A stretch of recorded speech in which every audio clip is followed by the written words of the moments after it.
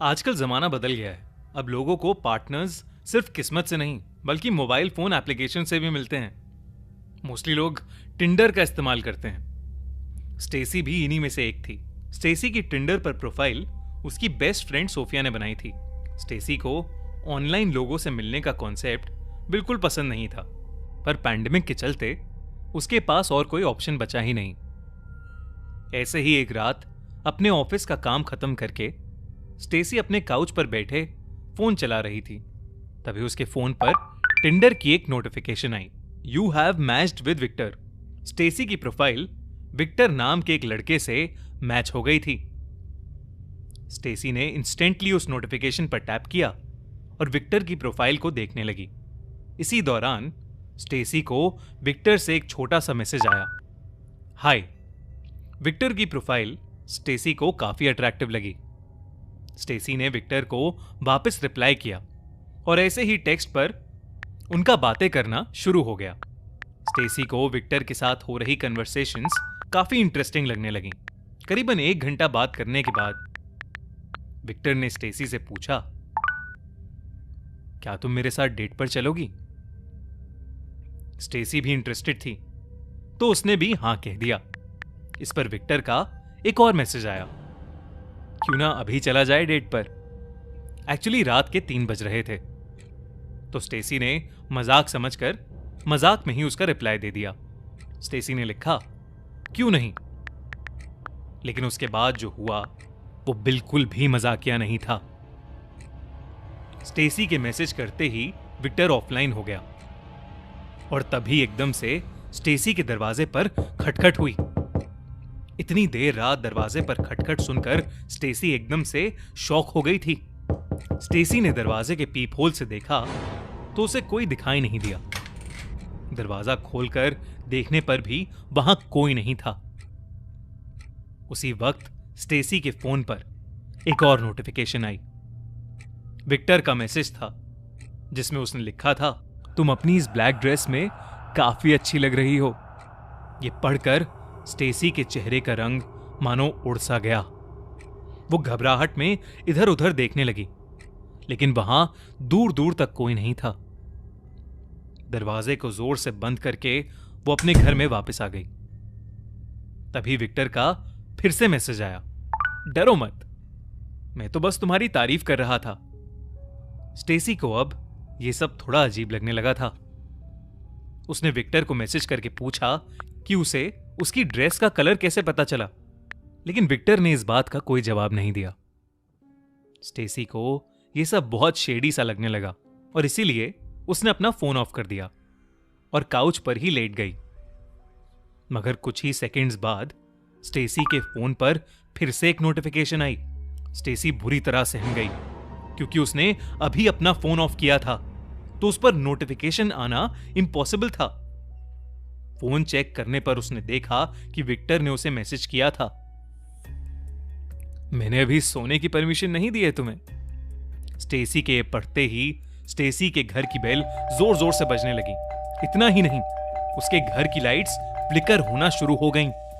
Stacy अपने कान पर हाथ रखकर दरवाजे की तरफ जा रही थी कि एकदम से सन्नाटा हो गया और स्टेसी को फिर से एक मैसेज आया, मुझे लगता है कि शायद हम दोनों एक दूसरे के लिए बने हैं। विक्टर का यह मैसेज पढ़कर स्टेसी का घबराहट के मारे रोना निकल गया और उसने विक्टर से पूछा कि आखिर विक्टर ऐसा क्यों कर रहा है और वो आखिरकार है कौन। कुछ देर तक कोई रिप्लाई नहीं आया, लेकिन फिर एक मैसेज आया, मुझे लगता है कि मैं तुमसे प्यार करने लगा हूं, क्या तुम भी मुझसे प्यार करती हो? ये सब पढ़कर स्टेसी की हालत और खराब हो रही थी। वो बस फोन फेंक के रोने लगी कि तभी उसकी गर्दन पर उसे 2 हाथ महसूस हुए जो उसका गला दबा रहे थे। तभी स्टेसी का फोन एक के बाद एक आने वाली नोटिफिकेशंस की साउंड से बजने लगा। विक्टर के मैसेजेस अभी भी आ रहे थे, बेबी बोलो ना कि तुम मुझसे प्यार करती हो। कोई काला साया अभी भी स्टेसी का गला जोर से दबा रहा था और अब उसको सांस लेने में तकलीफ हो रही थी।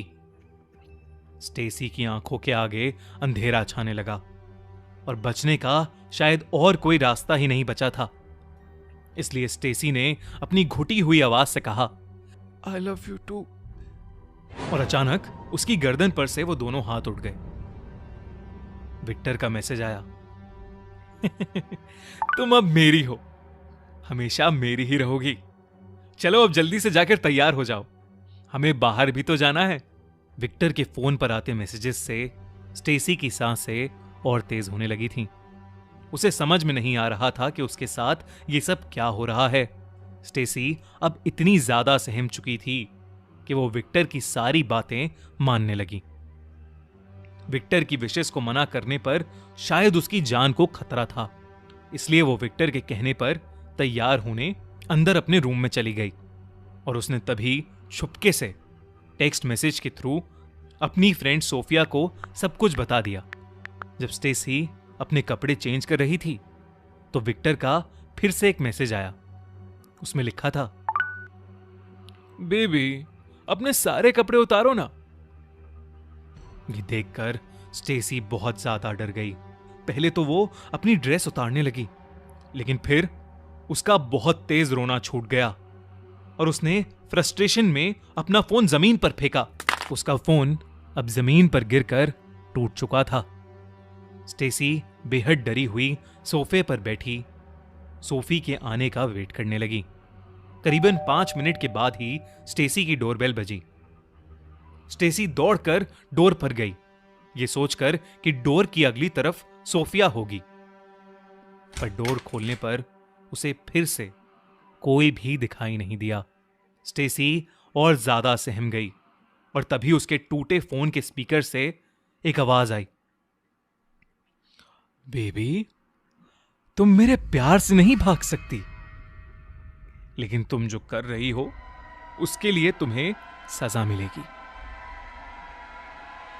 इतना कहने के बाद वो आवाज बंद हो गई।